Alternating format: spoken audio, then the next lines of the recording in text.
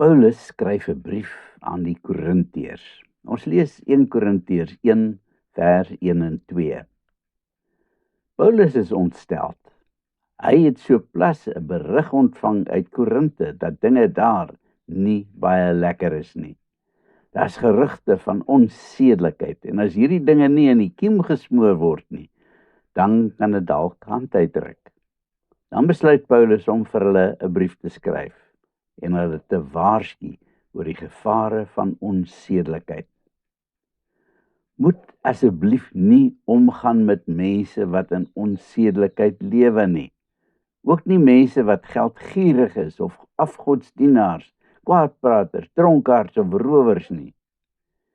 En dan word die brief aan die gemeente gestuur. Wanneer die brief in Korinte aanland, is die Korintiërs bitter ongelukkig.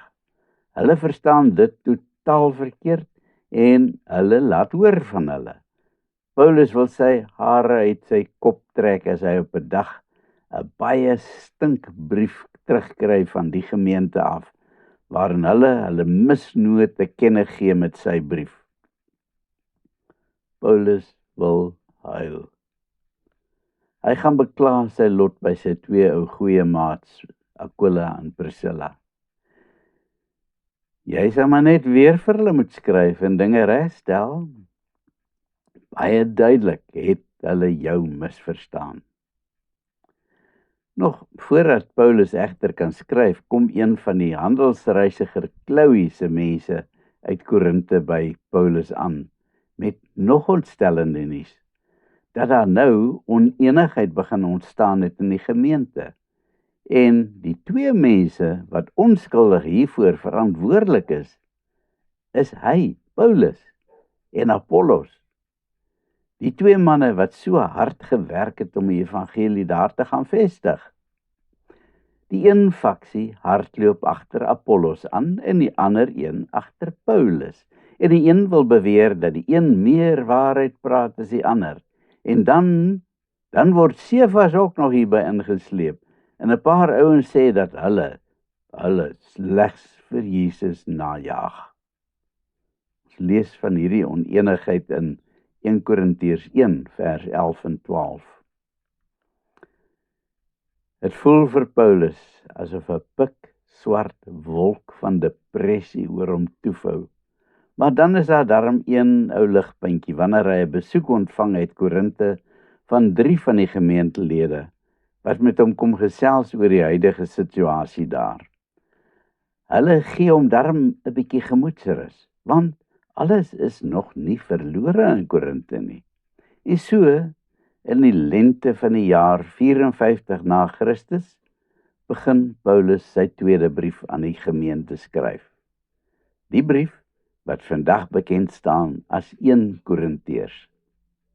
Sosthenes kry die taak om op te tree as Paulus se sekretaris. Sosthenes skuif reg op sy stoel en Paulus begin dikteer. Paulus, deur die wil van God, 'n geroepe apostel van Christus Jesus en die broer Sosthenes. Sosthenes kyk haastig op. Dit mos nie ek wat die brief skryf nie, ek's maar net die sekretaris. Maar Paulus verseker hom dat elke ruitjie in die horlosie ewe belangrik is. Okay, goed, daar was nog nie horlosies nie. Paulus se stem dreun voort. Aan die gemeente van God in Korinte, wat in Christus Jesus geheilig is deur God, geroepe heiliges. Vir 'n oomblik skok sy eie woorde hom, want hoe kan hy so 'n stelling maak? Kyk net, hoe gaan dit daar in daai gemeente? Onsedelikheid, tweestryd, selfs afgodediens. Hoe kan hy dan beweer dat God hierdie ongehoorsame gemeente geheilig het, vir hom afgesonder het? Maar dan moet hy net weer tot die besef kom, dat hierdie nie sy eie woorde is nie, maar dat die Heilige Gees vir hom die woorde gee. Hoe onverstaanbaar dit ook al vir hom mag wees, hy moet daarby berus. God immer soveel meer as hy. Hy is 'n nietige mensie. Sal hy ooit kan begryp hoe groot en hoe diep en hoe hoog en ver God se genade werklik is?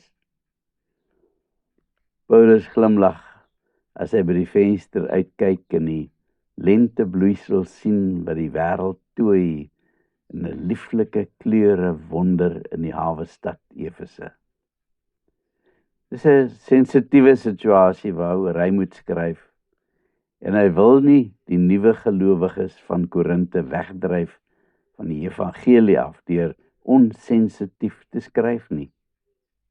Aan die ander kant is daar afskuwelike dinge wat kop uitsteek in daai gemeente en hy durf nie maar net dit daar laat nie. Paulus sidder by die blote gedagte aan die berigte wat sy ore bereik het.